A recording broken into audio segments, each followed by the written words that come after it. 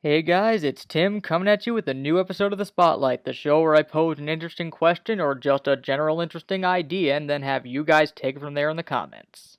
So, if you've been reading comics, especially recently, one common trend you've probably seen is the fact that as the movies are becoming more and more popular, more and more of them is being integrated into the comics as well as other mediums. And this can be a good or bad thing depending on who you are, because there will be people who see familiar things from the movies and will be interested in the comics taking on the form of the movie in case the movies are doing better than the comics at the time. But then there are people who see this as a shallow attempt to get people to pick up the comics or other mediums like animated series and the like, and can end up being turned away in the long run because they feel that no matter what happens in the comics, it's all going to come back around to reflect the movies as soon as they reach the release date. And to a degree, this is true, but comics have basically always been a fluctuating medium that tend to always try to revert back to status quo after any huge change is made. This isn't a new thing that's come along just because of the movies, and it's not just a new thing that's come along, especially from Marvel, because of the success of their cinematic universe. And let's face it, regardless of your feelings towards either company, I think we all can agree that Marvel is probably the most blatant about doing this. But to be fair, that's also because the Marvel Cinematic Universe is probably one of, if not the most profitable comic book venture of all time. Once DC gets going and once their movies start pulling in a less polarizing audience view and critical view, they'll likely end up doing this more and more over time as well, especially to help increase sales of their books. And this isn't to say that DC is in the clear about doing this, because they're definitely offenders of bringing in stuff from other mediums into the comics. I mean, look at Harley Quinn.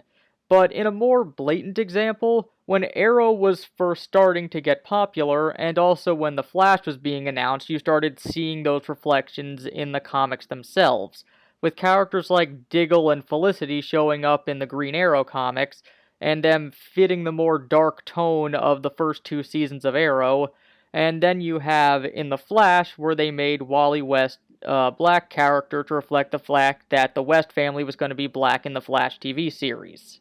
And Marvel's been doing this pretty much since any of their movies have been popular, even before they started the MCU. I mean, back when the X-Men movies were really popular, they changed Mystique's base appearance to look more like she did in the movies, and when Spider-Man 3 was coming out, they had that whole short thing that followed Civil War called Back in Black, where he got the symbiote costume back to increase comic sales.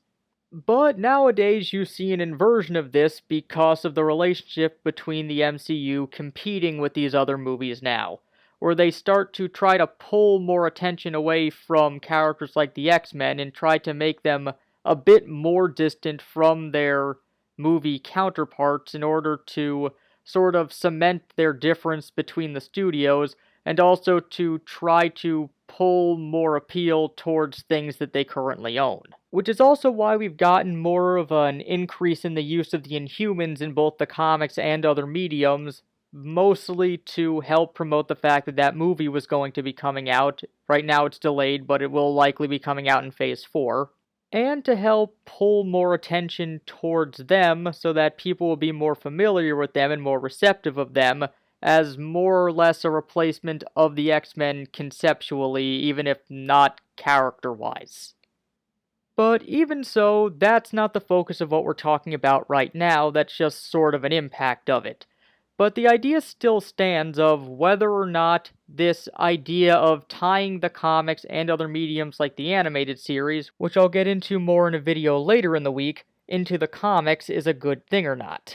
Because while it can feel more shallow, we also have to remember that the comic books themselves are a niche medium, so they always have to try to compete with basically every other medium in order to stay relevant and keep themselves afloat. So using any advantage that they have, like a popular movie franchise or a popular TV series to help promote themselves, can do a lot of good for helping the financial situation of the comics. And this doesn't necessarily guarantee a lack of creative vision towards the comics. It's just more so a direction of it towards something more familiar, and the writer themselves have the choice to put that any way that they want to, so long as there's some reflection. But what do you guys think about the idea of the comics being directed by other mediums like TV shows and movies? Are you for the idea? Are you against it? What parts of it do you like? Do you understand why they're doing it? Do you wish it would be backed down a bit? Are you okay with the amount that they're doing? Well, let us know in the comments, and until next time, this has been Tim from the Spotlight, signing out.